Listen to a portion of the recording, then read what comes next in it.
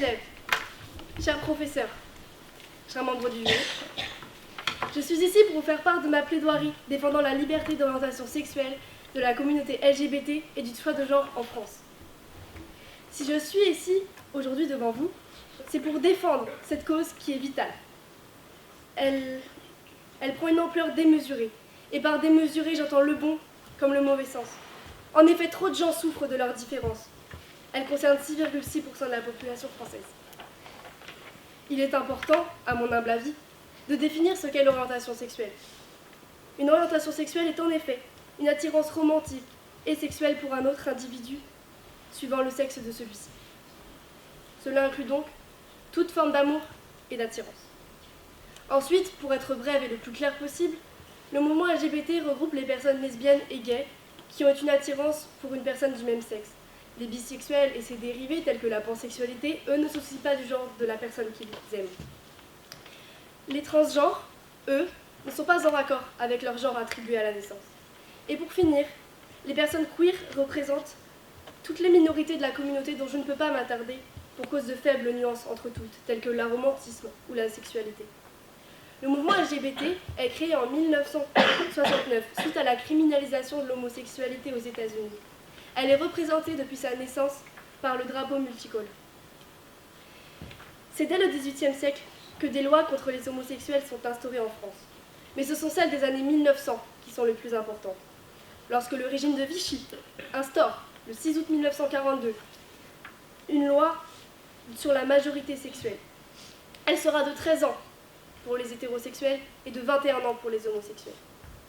On sait aussi que de nombreux homosexuels alsaciens seront déportés dans des camps de concentration. Ils se verront attribuer des triangles roses, tandis que les lesbiennes, qualifiées d'asociales, se verront attribuer des triangles noirs.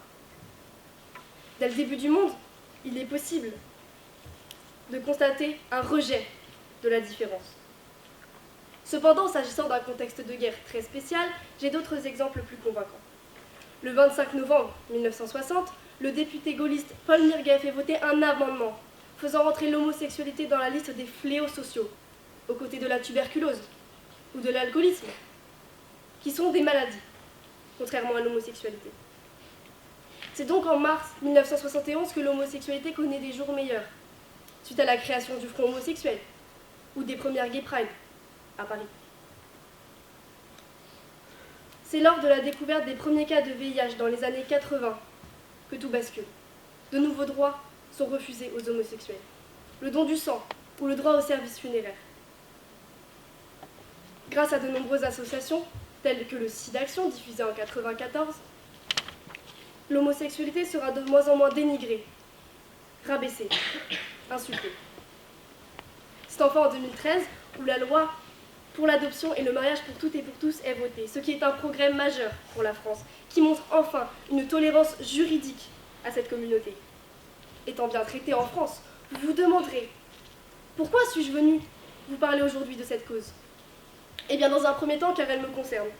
Et ensuite et surtout, car aujourd'hui encore, des personnalités publiques qui influent les médias, les personnes dans la rue ou des personnes à la télé maintiennent des propos homophobes.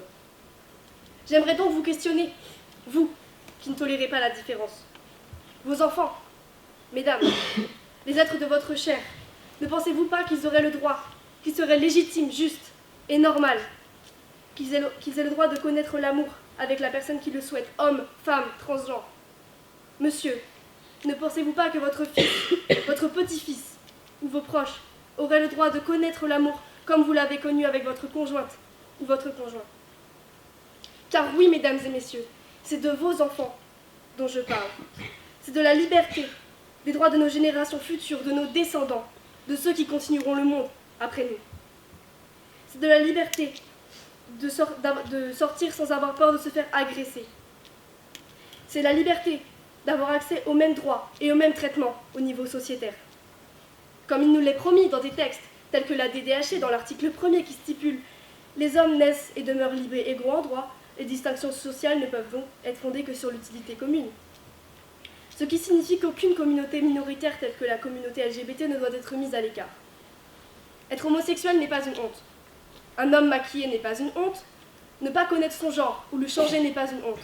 L'amour d'une femme pour une autre femme n'est pas une honte. La différence, ou ce que vous qualifiez de divergent, n'est pas une honte.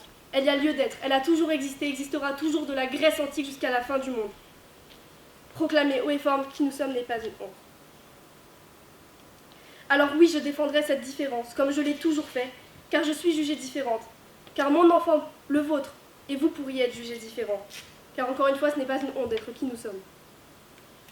Vous me parlerez sûrement de maladies sexuellement transmissibles, telles que le sida, qui est une maladie répandue dans les années 80 comme étant une maladie homosexuelle. Je peux vous répondre, mesdames et messieurs, que le préservatif, utilisé en moyen de protection contre ces virus, est également abandonné chez les couples hétérosexuels, ce qui signifie que la maladie du sida est une maladie susceptible de toucher n'importe qui, quelles que soient ses relations. Vous pourriez également me parler de religion. Je préférerais dans le cas présent vous parler d'éthique et de la situation homosexuelle au Qatar, lieu où, comme vous le savez, se tient l'événement majeur qu'est la Coupe du Monde.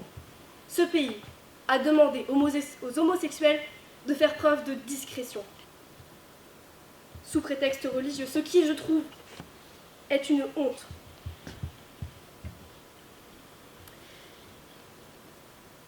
Et un manque de respect pour un événement aussi important, outre le fait des conditions météorologiques de ce pays qui ne sont pas adaptées, je trouve qu'il est honteux de cacher les homosexuels, car aucun autre pays ayant accueilli cet événement mondial n'en a fait la demande.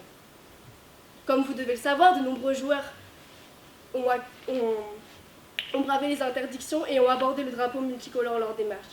Car oui, je parle ici de liberté d'expression, exprimée partout dans le monde, notamment grâce aux marches des fiertés qui ont lieu en juin chaque année. Ou encore récemment, de nombreux homosexuels se sont confrontés à des agressions alors qu'il s'agissait d'un défilé pacifiste. Je pense notamment à Antonio, 26 ans, qui a passé une semaine à l'hôpital Lariboisière, alors qu'il s'était présenté à la Gay Pride de Paris. Il avait été retrouvé inconscient, place de la République, insulté, avant d'être tabassé. Le jeune homme témoigne. J'ai beaucoup de flashs. J'ai la sensation que quelqu'un me prend la tête et me la frappe contre quelque part. Vous vous en doutez, mesdames et messieurs, cet événement tragique a eu lieu en France.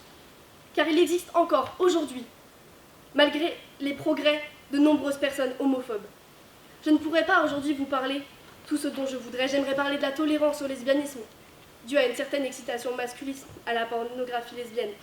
J'aimerais parler des droits des homosexuels en Iran, du harcèlement scolaire et familial, harcèlement que je n'ai pas eu à subir.